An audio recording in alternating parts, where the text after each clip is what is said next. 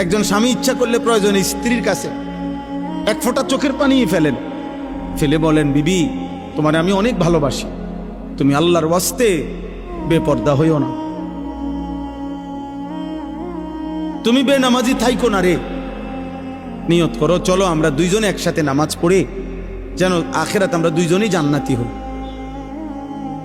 হাদিসের মধ্যে আছে জান্নাতি বান্দাকে যদি, আরে মিয়া 70,000 না, যদি 70 কোটি জান্নাতের হুরও দেওয়া হয়, তারপরেও দুনিয়ার স্ত্রী যদি জান্নাতি হইতে পারে, খোদার কসম ওই স্বামীর জন্য দুনিয়ার স্ত্রীর তৃপ্তির চাইতে, সুখের চাইতে 70 কোটি হুরের সুখ বেশি হবে না, হালাল স্ত্রী যতটা আনন্দময় হবে। হ্যাঁ, কারণ সে যুদ্ধ করে কষ্ট সহ্য করে জান্নাতি হইছে, আর হুর তো জান্নাতেই তৈরি হয়েছে। এজন্য 70 কোটি না, 70,000 কোটি হুরের চাইতেও দুনিয়ার স্ত্রী দাম যদি সে জান্নাতি হয়।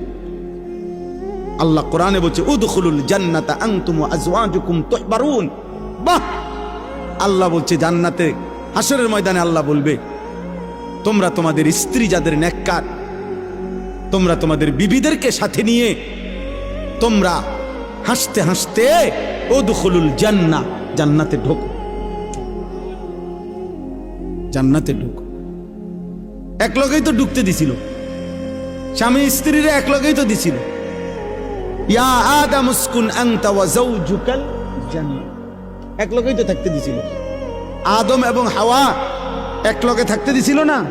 হ্যাঁ, বুঝা গেল স্বামী স্ত্রী নেককার হলে এই মজাটাই আলাদা, এই জান্নাতটাই আলাদা। আল্লাহ আমাদেরকে তৌফিক দান করে।